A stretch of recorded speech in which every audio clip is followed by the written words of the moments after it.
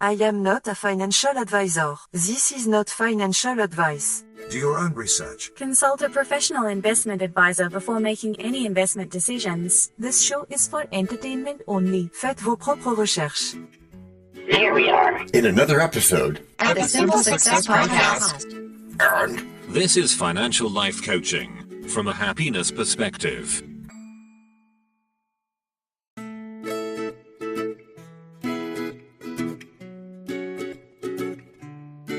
Previously on Simple Success. And that way, we don't fly too close to the sun. Let's break each element down, shall we? All right, Mr. Advisor. Start with life insurance then. I see it advertised everywhere, so I think insurance companies have... And now, just like with a previously on thing on TV, we take you directly to this week's episode. Shub Prabhat, DT, my friend. Shub Prabhat? What is that? Shubha Prabhat is good morning in Hindi. Oh, okay, thanks. And you too. Thank you, kind sir. Yet, it is cold. Cold? Why? It is cold because the winds of uncertainty blow strong lately, particularly around the topic of defined benefit plans. Defined benefit plans? Those archaic notions of pensions? Perhaps those winds of uncertainty should be blowing strong, John. Why cling to such an outdated system? Because, my glorious trench of the arcane, methinks you underestimate their charm. As does nearly everyone. And, I did always wonder why the word tranche required such deep explanation. Why? What does it mean? Franchise, oh, like a slice. A piece of something. Oh, okay. So may I think that thou art a big fan of this bastion of stability? This plan of benefits defined? As the bard might say, all the world's a stage, and in this act, a dependable pension can provide a robust script for life's later scenes.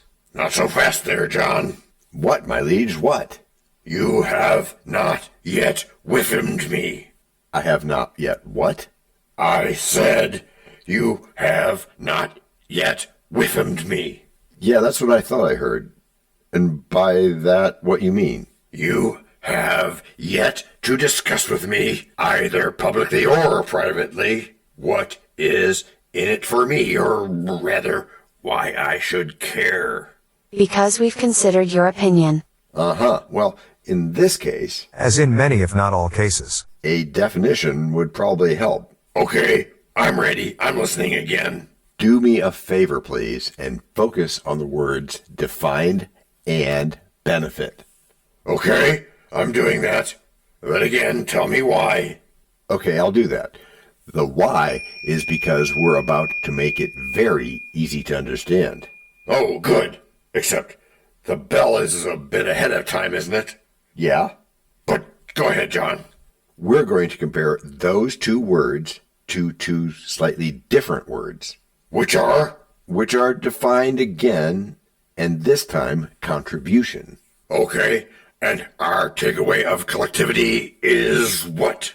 Is that what we really are doing is focusing on the actual contrast between benefit and contribution. While allowing that it might be a very good addition to our income arsenals. Yeah, it can. Now, that is a mixed metaphor, but otherwise you're right on. I know I am, because I've merely changed who's responsible for the contribution part. Methinks again that perhaps you have read this script a bit ahead. So I am right? No, I don't think so. And you guys are now doing the contributing for me, right? No. And that would be correct, Trinoids, because, DT, nope. We're not. Who's doing it then? Back to that definition, DT. Benefit versus contribution. Yeah? If you're contributing, you're benefiting, but not from somebody else.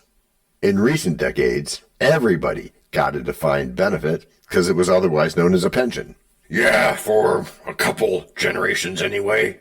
Because of a widespread belief that people should give their entire working lives to one thing. And then further, that one thing that they gave their lives to should turn around and give them a worry-free retirement for the rest of their lives.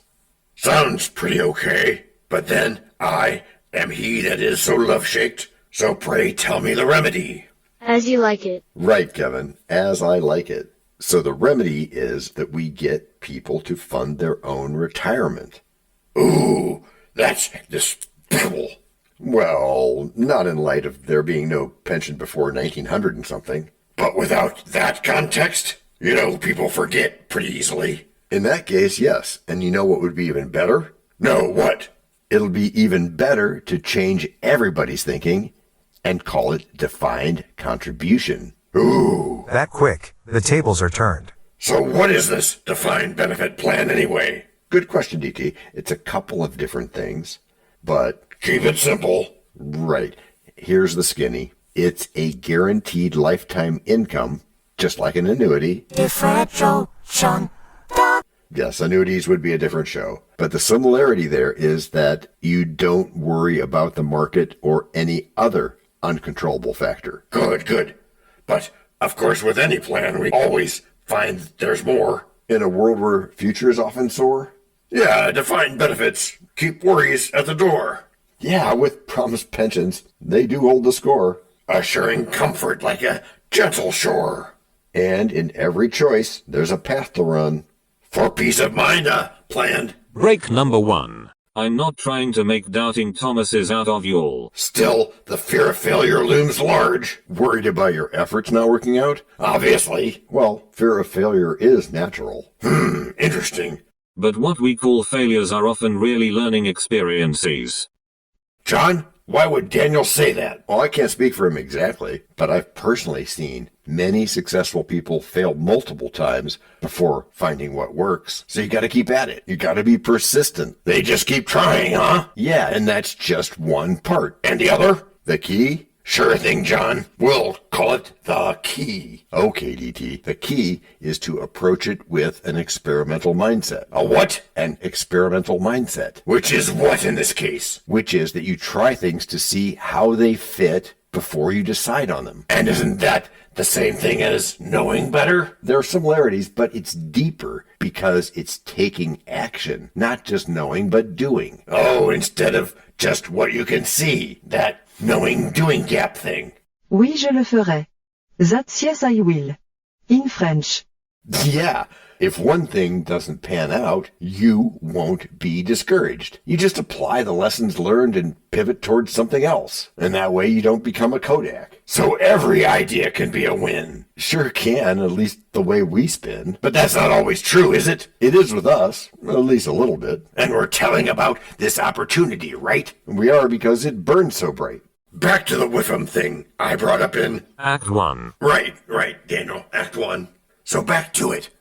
Whiffum. What's in it for me? What's in it for me? What's in it for you, my dear DT? And for everyone else, right? Yes, of course, everyone else. At least all of us who are being officially unstuck from an employee mindset, including relying on a traditional employer-defined benefits plan. Well, the world is changing. Yeah, especially here in the U.S. So one more time, why should I bother with something more complex? I thought we wanted to keep everything simple. And of course we do, but that includes accounting for the classic Whiffum, what's in it for me? Let's break it down. First off, traditional employer benefits can be limited, but with your own plan, you can tailor it to your financial goals. Think of it as your personal retirement safety net. I'd like to, but why? Because it's not solely dependent on your employer's choices. I get that. But what if I screw it up? Seems risky. But you know the old saying, the harder you work, the luckier you get. Yeah, I always liked that one. Or you can always take Napoleon Hill's wisdom. Sounds interesting. What did he say about this? Risk is inherent in all investments, but having control over your financial future mitigates uncertainty. Okay, so how would I even start? I'm still skeptical about all this extra effort. But it's worth it in the long run. Picture this. Let's say you establish a self-directed IRA. Different show, John. Yes, for this show, but the similarity is that you can invest in alternative assets, maybe even real estate. If you're in the U.S., you can scatter that investment across states to maximize opportunities. Por ejemplo? Yeah, for example, you could own a rental property in Florida and a commercial property in Texas. Struggling here a bit. So I have these properties, but how does that benefit me really? To thine own self be true. That's where the real benefit lies. You'll be connecting financial gain to personal values. And with that, you'll not only build cash flow, but build long-term equity in your future. Okay, I admit it sounds appealing, but I need concrete steps. Of course you do. We all do. Hitting close to home, right? Yes, but as we speak, I'm putting together a step-by-step plan, literally step-by-step, for getting a podcast or some other creative thing going on our new network. Sounds good. So what's the next step? The next step? That would be tending to the weeds. Oh, awesome. The weeds around the base of, flower? Yes, but when cultivating a flourishing garden of wealth, a single flower may not suffice. On the other hand, a bouquet of investments, both defined contributions and defined benefits, as well as other MSIs, ensures the winds of adversity don't strip away your blooms. A nice metaphor about tending to weeds. But what of inflation? That persistent fiend gnaws at fiscal foundations, doesn't it? It can. But if a defined benefit plan guarantees a fixed payout, but the dollar is wilting under inflation, is it truly a safe bet? A wise observation, DT, my fair lad of doubtingness. Inflation can indeed erode purchasing power. However, many defined benefit plans include cost of living adjustments. So somebody helping you with this smartly will already know about that and take care of it. That's how masterminds and teams work. I have to say, I really like this open-mindedness. You make an admirable thought, Chef John. Yet, I cling to the notion that today's youth must empower themselves with knowledge and control over their wealth. So you're saying control is good? I am. I'd rather be a master of my own financial fate rather than waiting for a golden pension that might or might not come. A master indeed, but let's be careful that it's not easier said than done. To wield such power requires responsibility. Which I have, as you know. True, and while I admire your fierce independence, heed this. A defined benefit plan is akin to having an anchor in a storm. You can still sail the seas of investment other places, just ensure that your ship is steadied by reliable foundations. It's an anchor, you say, right? Not a potential anchor weight? Let's not make this a tempest in a teapot, John. Yeah, okay, that sounds like a pretty good plan. Why, thank you. It comes from where futures bloom and dreams began. A safety net, a steady span? With promises held by a trusted hand. So as you build your life anew, remember the plan that sticks like glue. For every choice a path we pursue, with security strong, and break number 2. We know a lot about you already because we know ourselves. For example, we know that you know how to listen to our podcast. We also know that you probably know how to subscribe. So as soon as you're done with that, tell us your story. We have ways you can contact us. It involves a special link where you can leave us a message. We may have an email address for you as well in the future, and we'll let you know if that happens. The reason for subscribing? I thought you'd never ask. When you subscribe, you automatically download all future episodes of that podcast. It just happens in your player without you having to go search again. How cool is that? This means better rankings for the podcast, more attention from advertisers, and more money. And this means more and better stuff for you. So your motivation is simple and easy. Subscribe today, whatever app and from whatever place you like. And don't just try to subscribe. There is no try. There is only do. We're changing the way we look at things, and remember, that's good. Eso es buenísimo. Also remember, this is financial life coaching from a happiness perspective. Coaching happiness. Our call to action is right in the show notes. Find it, and you win too. Can I simple that? Por supuesto. Of course. Just simple it. Please make sure your seatbelts are fastened and your tray tables are in their upright position. And make sure simple is a verb like Google is a verb. 我们回来了. That's we are back. In Chinese. You know, DT, as we conclude our exploration of non-employer defined benefits plans, Yes? I can't help. You can't help what? I can't help but reflect on the advantages they offer. Oh, really? Wow. Methinks you might remove yourself from this house, forsooth, to meet new life forms. Okay, DT, I'll think about that. Now, in our recent discussions, we've touched upon the importance of financial independence, and these plans empower individuals to take control of their future rather than relying solely on traditional employer-sponsored programs. I get that, John, but doesn't it seem even a bit overwhelming? There are so many options out there. Don't forget the whiffing part, as the marketing folks say. I will not forget that, my young friend, and that is precisely the point. Non-employer defined benefits plans give you that whiffum, and they offer flexibility and personal control. You can craft a strategy that aligns with your unique goals and aspirations. Shouldn't he just be a cog in a machine somewhere? No, Olivia, methinks not. DT? Yes? Instead of just being a cog in a machine, you can design your own financial destiny. How cool is that? Think of it as a canvas where your financial painting starts with your intentions. A canvas, huh?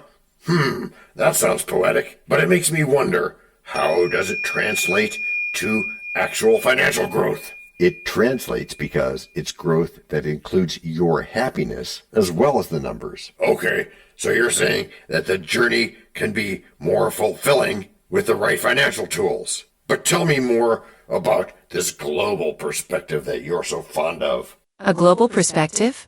A global perspective. I will. Now, look across the pond, for instance. In countries with flexible retirement options like Canada and some sectors of Europe, individuals enjoy broader financial security through diversified plans beyond what employers offer. And this is the norm? It is. These members of society have fostered financial independence and resilience, demonstrating that embracing this mentality can mold successful outcomes. I see now how different systems can shape financial health. But the U.S. isn't exactly known for its social safety net. Are we ready for this shift? Oh, dear DT, we are ready. We are ready to grow together, to understand, and to win. Well put. Hey, as we wrap up, I see that the notion of me defining my financial future is less about what I am given and more about what I create. Precisely. And now, as we ring the simple solution bell, remember that every financial decision is a step towards happiness and stability.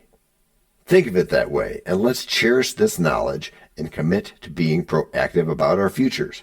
As the French say, le bonheur est un choix. Happiness is a choice. Oh, I like that, John. And I'm ready to make that choice. By embracing non-employer defined benefits plans, I can pave my road to financial independence while helping others along the way, like the instructor I'm born to be. Then onward we go, my friend. Together we can ignite a movement toward financial empowerment and happiness.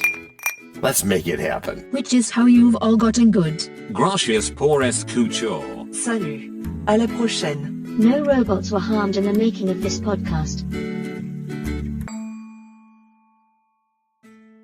This podcast and our other podcast are productions of Little Red Hen Industries. Part of the Sonic Boom Network, where we do the hard work for you.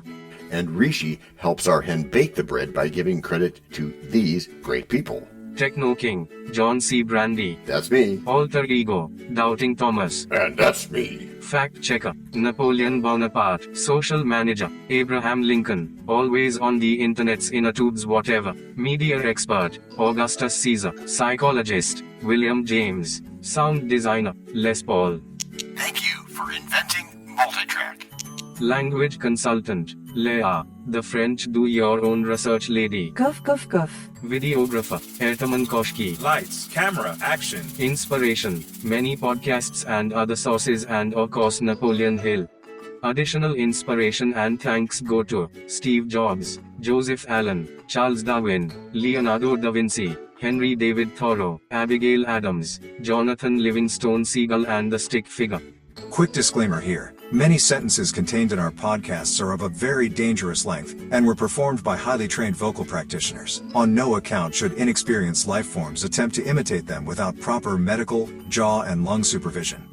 And before we forget, you can also subscribe to both podcasts, join the community, and benefit from many of our techniques, including financial advice, patience, practice, and even podcast production for your ideas. Of course, you'll have to head to the show notes, either on your phone or on the web, to get the links and stuff. And all those clickable links are in the show notes. Hey, Emma, do you, Samantha, and Daniel want to tell us a bit more about this stuff?